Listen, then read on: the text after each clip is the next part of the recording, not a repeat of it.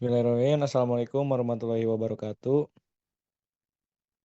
Selamat pagi semuanya, teman-teman. Di sini saya mewakili kelompok 4, yaitu kelompok monopsoni. Di sini saya sebagai moderator. Perkenalkan, nama saya Muhammad Faizal Farizi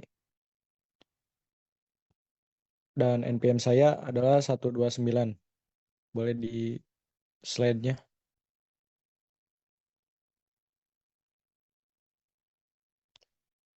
Tolong slide-nya di.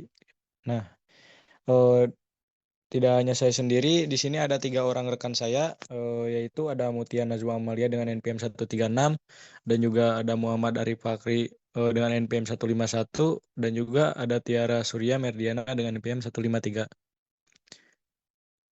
Boleh di skip lagi. Nah, sebagaimana kita tahu gitu, pasar monopsoni adalah pasar yang hanya terdapat satu pembeli dan fokus pada satu komoditas saja, yang biasanya dibeli secara borongan. Pasar monopsoni juga dapat dimaksud dengan pasar dengan satu pembeli tunggal yang mengendalikan harga dan kualitas barang atau jasa dari banyak penjual, misalnya petani tembakau ke pabrik rokok. Untuk pengertian selanjutnya akan dijelaskan oleh rekan saya. Dipersilahkan.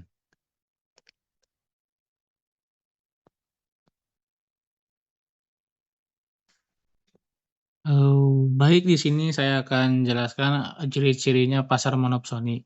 Pembelian tunggal hanya ada satu pembelian untuk produk atau jasa tertentu di pasar tersebut.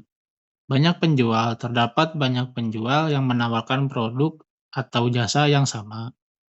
Kontrol pembeli memiliki kekuatan untuk menentukan harga dan berkualitas yang diinginkan karena pembeli adalah satu-satunya pilihan bagi penjual. Hambatan masuk, terdapat hambatan yang membuat sulit bagi pembeli lain untuk masuk ke pasar tersebut. Baik, di sini saya akan serahkan kepada moderator.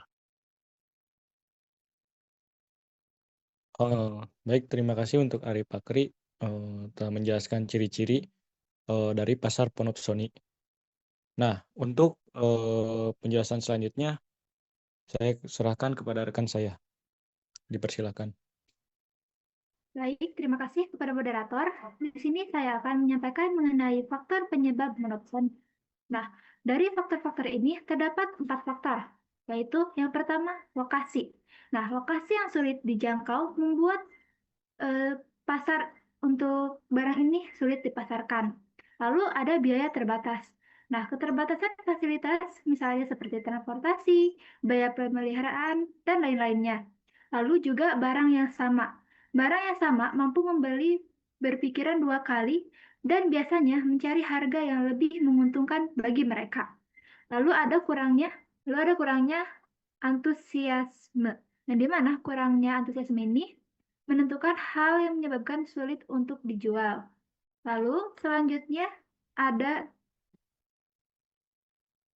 cara kerja monopsoni. Nah, di mana cara kerja monopsoni ini yang pertama dominasi pembeli. Nah, di mana dominasi pembeli ini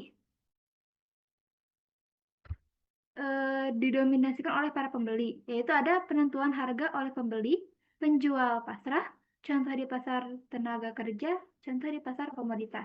Mungkin sekian dari saya, akan saya kembalikan kepada moderator. Baik, terima kasih untuk Mutia atas presentasinya. Di sini saya akan menyerahkan lagi pemaparan materi selanjutnya. Saya akan serahkan lagi kepada rekan saya, yaitu Tiara. Dipersilakan. Baik, terima kasih kepada moderator yang telah mengizinkan saya untuk memaparkan materi. Saya akan memaparkan kelebihan monopsoni. Ini terjadi keuntungan pada konsumen ataupun pengusaha. Pertama, yaitu biasanya barang yang dikasih adalah barang berkualitas bagus. Lalu, lebih mudah untuk menentukan harga. Seperti harga ini ditentukan oleh para pengusaha untuk dibeli pada petani. Lalu alur penjualannya yang lancar. Next. Jadi saya juga akan menjelaskan kekurangan. Nah, kekurangan ini adalah kelemahan bagi produsen atau petani. Nah, kenapa ini disebut kelemahan bagi konsumen atau petani? Karena pembeli tidak mempedulikan produsen atau para pedagang. Nah, penjual biasanya menanggung biaya operasional dan produksi, seperti biaya penanaman, biaya operasional untuk mengelolanya.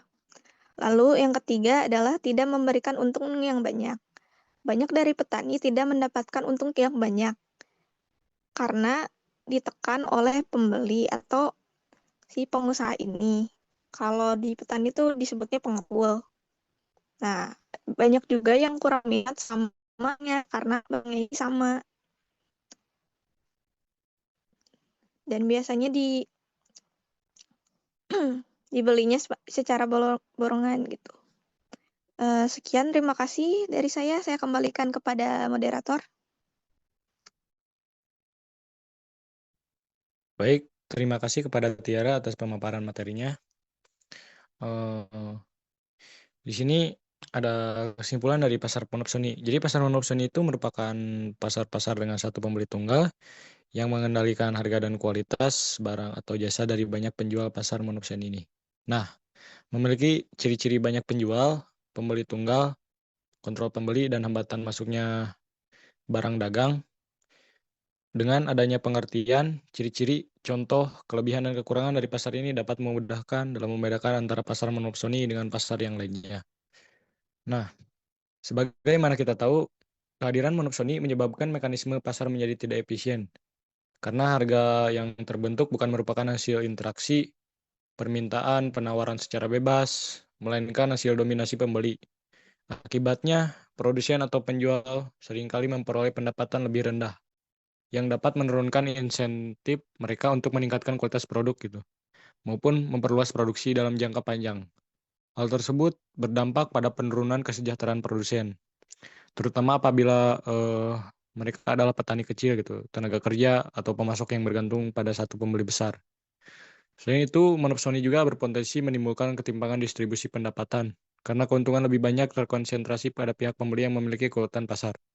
Nah, kondisi ini dapat memperlambat perkembangan sektor ekonomi tertentu, terutama sektor pertanian dan industri kecil di mana monopsoni sering terjadi. Di sisi lain, meskipun monopsoni dapat memberikan keuntungan bagi pembeli dalam bentuk biaya input yang lebih kecil, keunggulan tersebut tidak selalu diterjemahkan menjadi harga yang lebih murah bagi konsumen akhir, sehingga manfaatnya tidak selalu dirasakan oleh masyarakat luas. Dan demikian, pasar monopsoni adalah struktur pasar yang perlu mendapatkan perhatian serius dari pemerintah melalui regulasi yang tepat, seperti kebijakan harga dasar, penguatan koperasi produsen, hingga peningkatan akses penjual terhadap pasar alternatif. Upaya ini penting agar tercipta keseimbangan kekuatan besar. Baik, segitu saja yang dapat saya jelaskan. Dan terima kasih juga kepada rekan-rekan saya yang sudah memaparkan materinya.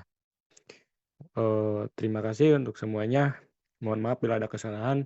Wabillahi taufiq wal hidayah. Wassalamualaikum warahmatullahi wabarakatuh.